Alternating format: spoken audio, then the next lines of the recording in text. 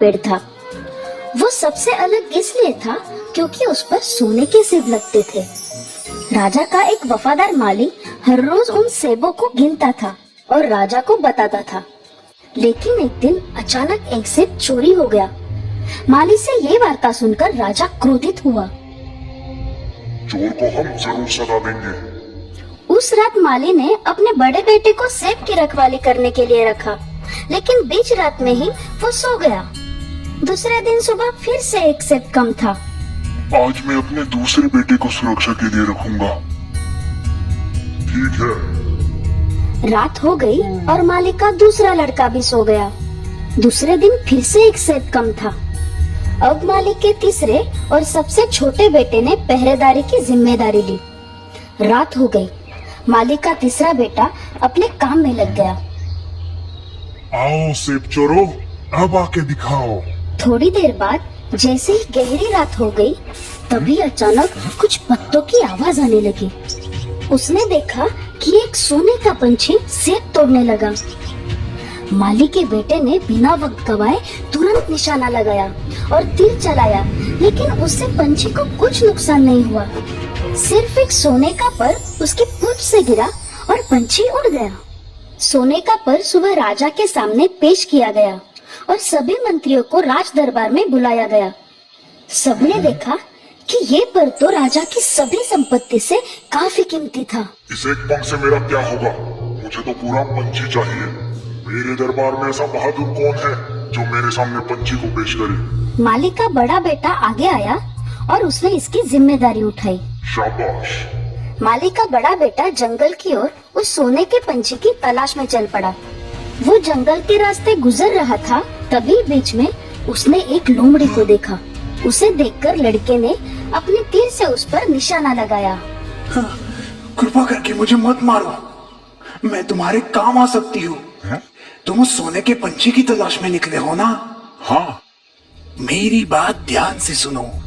तुम यहाँ से सीधे चलते चलते शाम तक एक गांव में पहुंचोगे, जहाँ तुम्हें एक बहुत बड़ी और खूबसूरत हवेली दिखाई पड़ेगी और उसके ठीक सामने एक झोपड़ी दिखाई देगी। तुम रात को ठहरने के लिए उस झोपड़ी को चुनना। माली का बेटा थोड़ी सोच में पड़ा। उसे लगा ये लोमड़ी की कोई चाल होगी, इसलिए उसने लोमड़ी पर तीर चलाया, लेकिन वो चूक गया और लोमड़ी वहाँ से भाग निकली।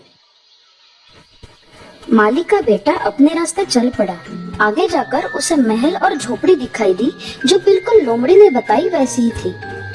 उसने देखा कि महल की तरफ लोग गा रहे थे, झूम रहे थे, बढ़िया खाना खा रहे थे। वही दूसरी तरफ गरीबी और उदासीनता नजर आ रही थी।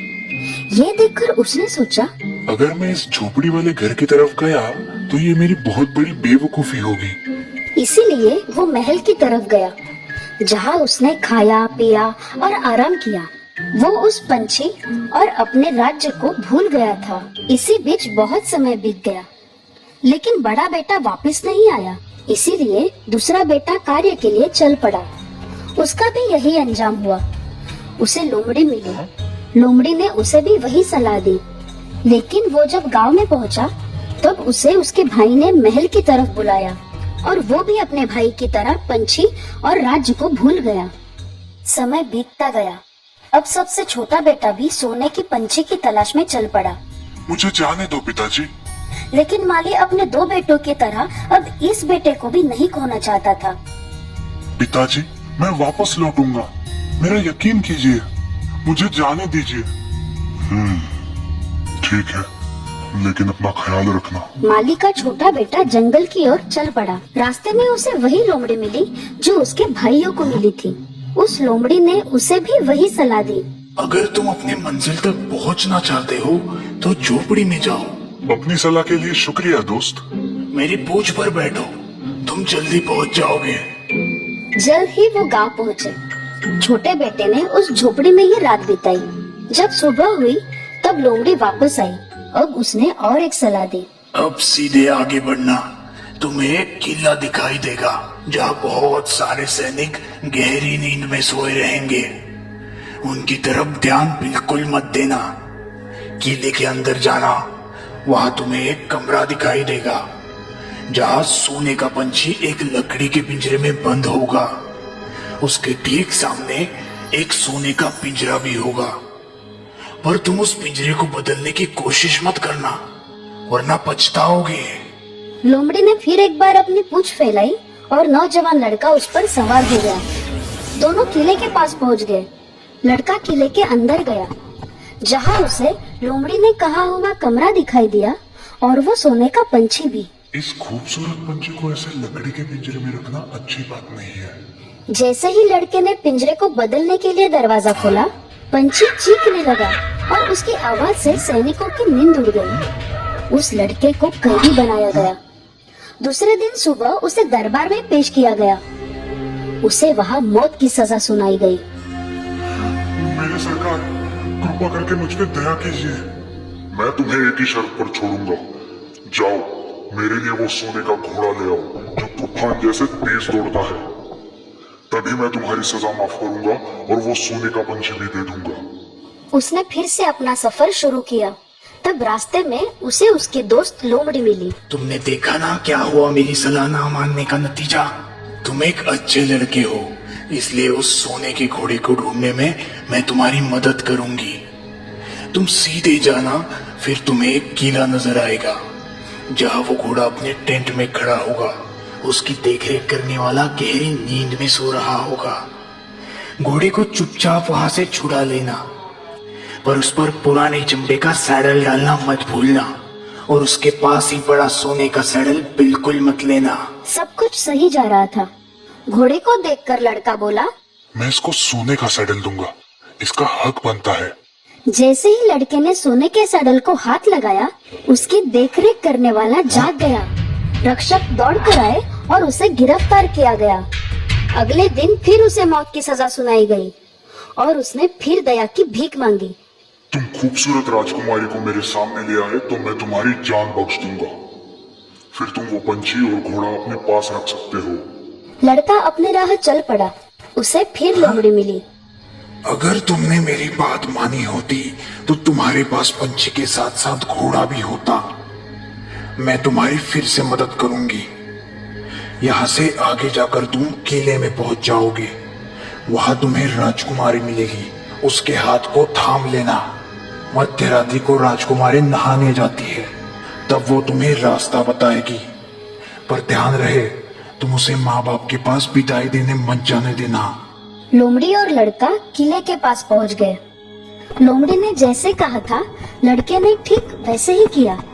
मध्य रात्रि को राजकुमारी के साथ निकला, लेकिन निकलते निकलते लड़की ने रोते हुए कहा कि वो अपने पिता से मिलना चाहती है। आखिर लड़के ने उसकी बात मान ली, लेकिन जैसे ही वो अपने पिता से मिलने आई, लड़के को फिर से बंदी बनाया गया। तुम मेरी बेटी को तब तक नहीं ले जा सकते जब तक तुम सामने वाले पहाड़ को 8 दिन में तोड़कर नहीं हटा दे। वो पहाड़ इतना विशाल था कि वो अकेले ये काम नहीं कर सकता था। 7 दिन होने के बाद भी वो पहाड़ का कुछ ही हिस्सा तोड़ पाया। निराश होकर वो बैठा ही था, तभी अचानक उसकी दोस्त लोमड़ी वहां पर आ गई। तुम सो जाओ, मैं ये तुम्हारा काम कर देती हूँ। और सुबह होते ही पहाड़ गायब था। राजा ने खुश होकर उसे अपनी बेटी सौंप दी। नौजवान और राजकुमारी वहां से चल पड़े। रास्ते में उसकी मुलाकात फिर लोमड़ी से हुई। अब तुम तीनों को ले जा सकते हो, राजकुमारी, घोड़ा और पंछी भी। सच? पर कैसे? ध्यान से सुनो। तुम राजा के पास जाओ और उसे राजकुमारी दे दो, वो बहुत खुश होगा। फिर तुम घोड़े पर सवार होना और उनसे विदा लेना। राजकुमारी से आखिर में हाथ मिलाना और तभी झट से उस घोड़े पर बैठना और जितना तेज हो सके वहां से निकलना। उसके बाद दूसरे किले में जाना जहां पंछी है। मैं राजकुमारी के साथ बाहर रुकूंगी। तुम घोड़े को दयालु राजा को दिखाना, फिर वो पंछी को बाहर ले आएगा। उससे पंछी देखने के लिए मांगना। जैसे ही तुम्हारे हाथ में पंछी आएगा, तुम वहां से निकल जाना। जैसे लोमड़ी ने कहा, सब कुछ वैसे ही हुआ। तुम्हारा शुक्रिया मेरी प्यारी दोस्त। तुम्हारे बिना मैं कुछ नहीं कर पाता। बोलो, मैं तुम्हारे लिए क्या कर सकता हूँ? ऐसी बात है तो मुझे खत्म कर दो। क्या? मैं ऐसा नहीं कर सकता, तुम मेरी दोस्त हो। ठीक है, जैसी तुम्हारी मर्जी, लेकिन मैं तुम्हें एक सलाह देती हूँ। 2 बातों को हमेशा याद रखना। वापस लौटते वक्त किसी की भी मदद मत करना और फिरौती मत देना। और याद रहे, नदी के किनारे बिल्कुल मत बैठना। वो राजकुमारी के साथ सवारी करते हुए उस गांव में पहुंचा जहां उसके दोनों भाई थे। वहां 2 आदमियों को फांसी होने वाली थी। उसने देखा कि वो 2 आदमी उसके भाई थे जो अब चोर बन गए थे। रुको, मेरे सारे पैसे ले लो, पर मेरे भाइयों को छोड़ दो। अपने भाइयों को छुड़ाने के बाद वो सभी जंगल से जा रहे थे। तभी दोनों भाइयों ने नदी के किनारे बैठकर कुछ खाने की सोची।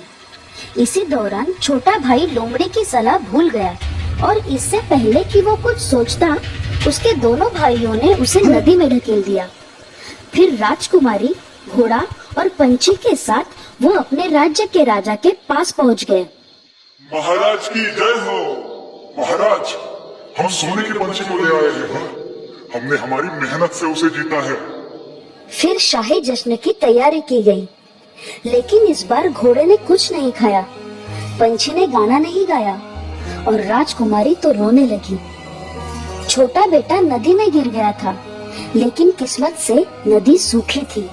लेकिन नदी का किनारा इतना सीधा था कि वो ऊपर नहीं आ पा रहा था। तभी उसके दोस्त लोमड़ी फिर से वहां आ गई। अगर तुमने मेरी बात याद रखी होती तो आज ये हालत नहीं होती। फिर भी तुम मेरे दोस्त हो, मैं तुम्हें यहाँ नहीं छोड़ सकती, इसलिए मेरी पूंछ जल्दी से कस के पकड़ो। तुम्हारे भाइयों ने तुम्हारे लिए पहरेदार रखे हैं, वो तुम्हें देखते ही मार देंगे। फिर लड़के ने एक गरीब आदमी का वेश धारण किया और राजा के दरबार में पहुंच गया। जैसे ही घोड़े ने उसे देखा, उसने खाना शुरू किया, पंछी ने गाना शुरू किया, राजकुमारी ने रोना बंद किया। फिर वो राजा के पास गया और पूरी हकीकत बता दी। उन दोनों भाइयों को सजा दी गई और छोटे बेटे को राजकुमारी वापस मिल गई। जब राजा का देहांत हो गया, तब माली के छोटे लड़के को राज्य का राजा बनाया गया। कुछ दिन गुजर जाने के बाद एक दिन वो जंगल की ओर गया। वहाँ उसे उसकी दोस्त लोमड़ी मिली। उसने फिर लड़के से गुजारिश की कि वो उसे खत्म करे। मेरे प्यारे दोस्त, मुझ पर कृपा करो और मुझे खत्म करो, मुझे मुक्ति दिला दो। छोटे बेटे ने दुखी मन से हाँ कर दिया। जैसे ही लोमड़ी की मौत हुई, वो एक आदमी में बदल गई। वो आदमी और कोई नहीं बल्कि राजकुमारी का भाई था, जो पिछले कई सालों से गुम था।